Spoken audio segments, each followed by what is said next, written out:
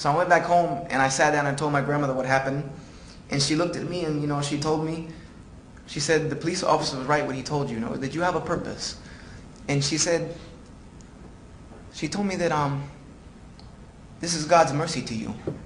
That He's sending these events in your life to make you realize that He loves you. He says, because if He didn't love you, He'll let you die. But He wants you to know Him.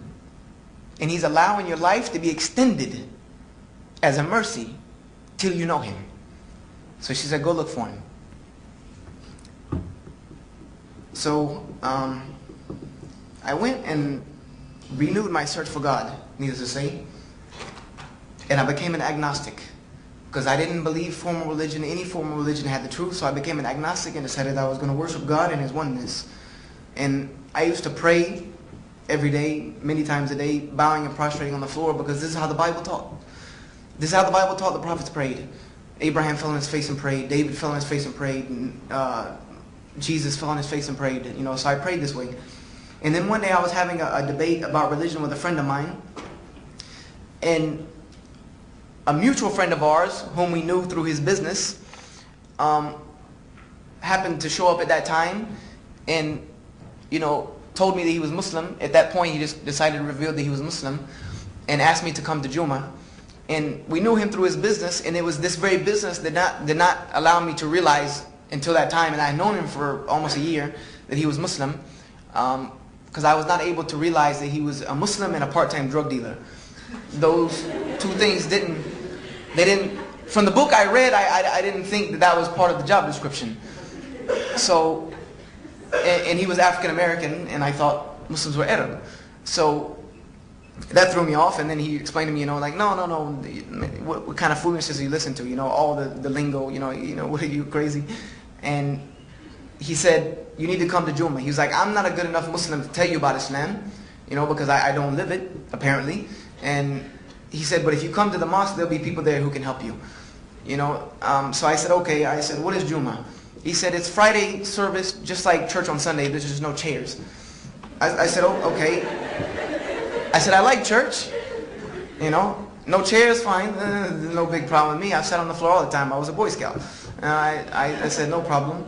So I hyped myself up to go to this Juma because all I knew about Muslims was this thing I read in the book. So number one, I was very scared to see that there were not many windows in the mosque. That was the first thing that scared me. The second thing that scared me was, and this might be shocking to you, that I lived across the street from this mosque all my life.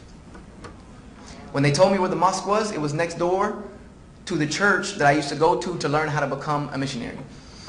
And you could touch the two buildings like this. So I didn't know that. That was scary, to know that all these Muslims lived across the street from me all my life.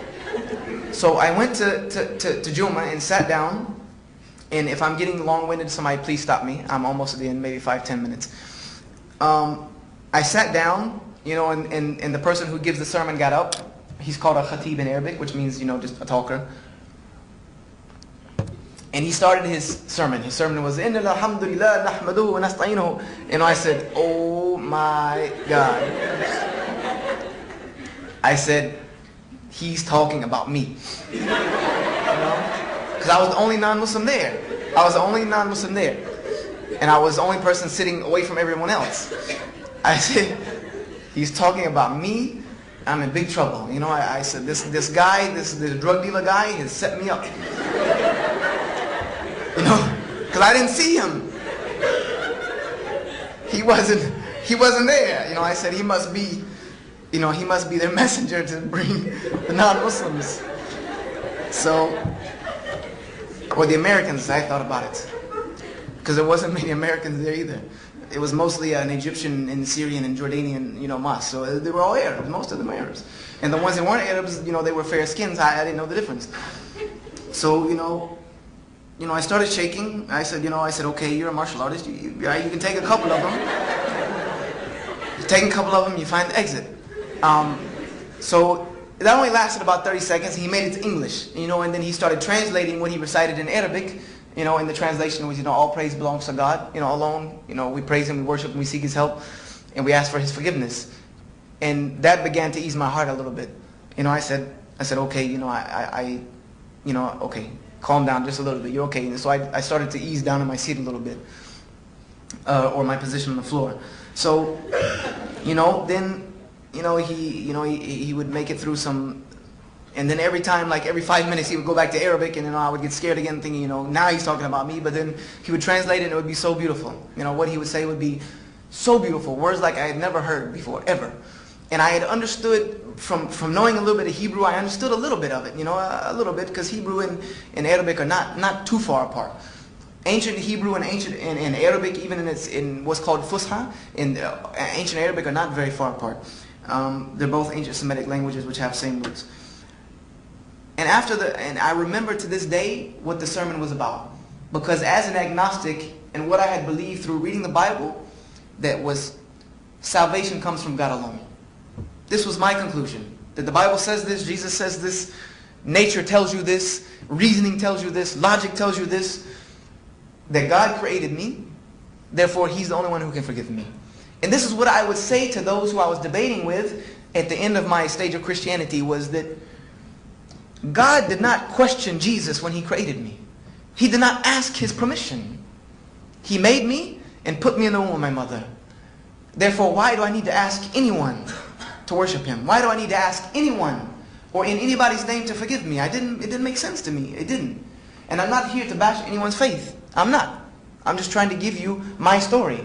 How I got where I'm at. How I got from there to here. That's it. And I remember that he told me, the sermon was that the forgiveness, don't despair in the mercy of God.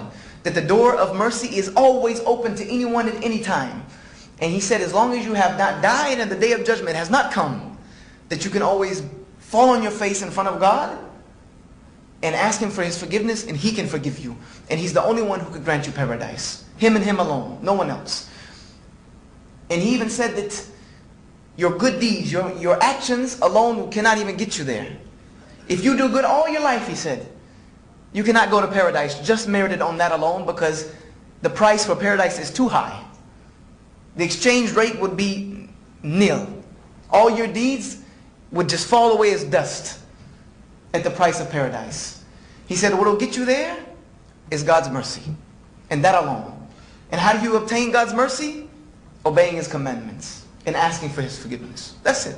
He said that's the step manual. That's the process to get there. Deeds will not do it. So this to me was like, there's someone, like, you see, someone agrees with me. Somebody, I had to come to this mosque to find someone who agreed with me. These people who worship a moon god and bow to a box in the desert, at least they got this right. So after this, they make prayer on Fridays. And so the Muslims started lining up in lines just like you're seated. And this really scared me because it looks, almost kind of like military lines. And I said, now they're coming to get me. They've gotten their little thing out of the way. And now it's time to get the good deeds, go get the American guy. So, but the guy told me, he came to me, I guess he saw my apprehension. He came, he said, no, we're going to pray. We're facing this way because this is the facing towards Mecca. And he explained to me really quickly that the Kaaba is not what we're worshiping, but it's a symbol of our unity. It's a symbol of the unity of God. It was the first house of God built by Abraham. And it's what Muslims still bow to all over the world. And we're bowing to God, we're just facing that direction. I said, okay, that makes sense. Okay, I'll take that. And when they started to make prayer, number one, the recitation of the Quran was the most beautiful melodic tone I have ever heard in my life. And I was a lover of music. Number two is when they started bowing and prostrating on the floor. The verses of the Bible rang in my head that this was the way the prophets prayed. This is the way the people of God prayed. So I said to myself, and even Christians fought me against that, why I would prostrate on the floor and pray. I said to myself, you wrote this off way too long. You've wrote this religion off way too easy. And I became upset with myself because I considered myself studious. I considered myself open-minded. I considered myself having an intellect. So I said, you wrote this off way too easy.